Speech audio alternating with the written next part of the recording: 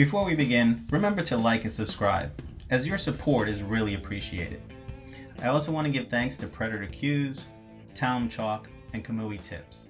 Without them, these videos wouldn't be possible. Philly Fingers here, playing Rotation versus the Ghost. Rotation is a game that's similar to 9-ball, but using all 15 balls. The 1 ball is placed at the head of the rack, the 2 and the 3 on the corners, and the 15 ball at the center of the rack. Since I broke dry, I will now play as the Ghost. As the Ghost, I will attempt the 1 ball in the corner. We score by getting the point values of whatever ball we pocket, so by pocketing the 1 ball, I will get 1 point. The winner will be the first to get 61 points, because the total sum of all the balls is 120. Now as the Ghost, I'm going to try to bank the 2 into the side pocket.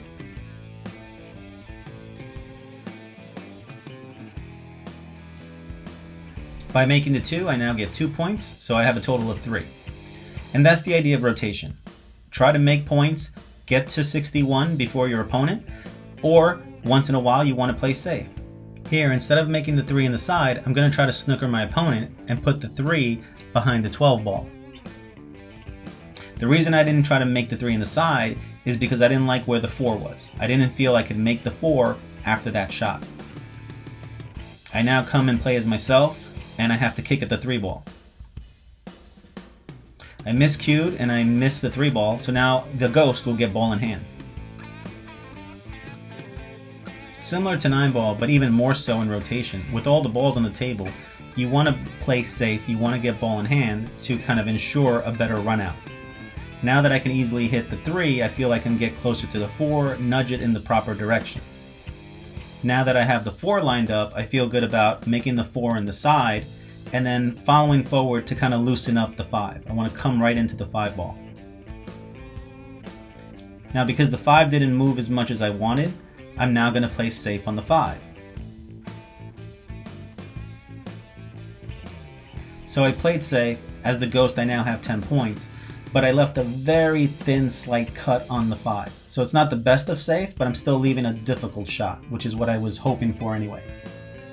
Now playing as myself, I'm going to try that extreme cut, and I actually overcut it.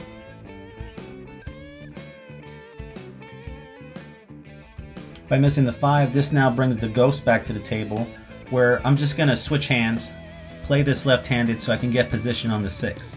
I'd rather play left-handed whenever possible, as opposed to reaching for the bridge or grabbing an extension. Now the balls are really opened up and I should be able to run out. I have the 6 ball in the corner. I can float over to the rail and now play the 7 ball in the side.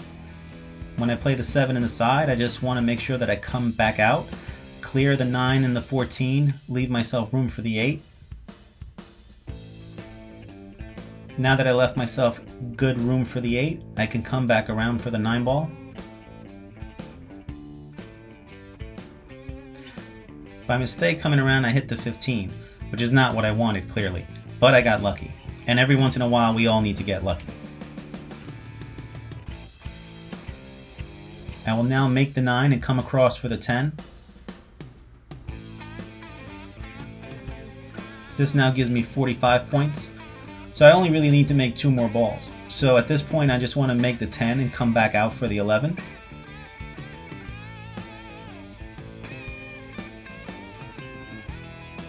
And once again, I got great shape on the 11, but then reality sets in where it was too easy of a shot. So easy that I kind of took it for granted, and I end up missing the 11. That was the game ball that would have given me 66 points and the win. So all those safes that the Ghost played in the beginning led to a great run out, which eventually I choked and failed. So now playing as myself, I'll make the 11 ball. And this is the problem where if you don't finish your run, you let your opponent come right back in. So we see how in the beginning, playing as the Ghost, playing all those safes, scoring all those points in the beginning to start that run was great, but you have to finish the run. And missing that 11 was so crucial, because now there were only 5 more balls to make when I come back to the table. They're spread out, there's no clusters to worry about, and as you can see, I'm just running through them at this point.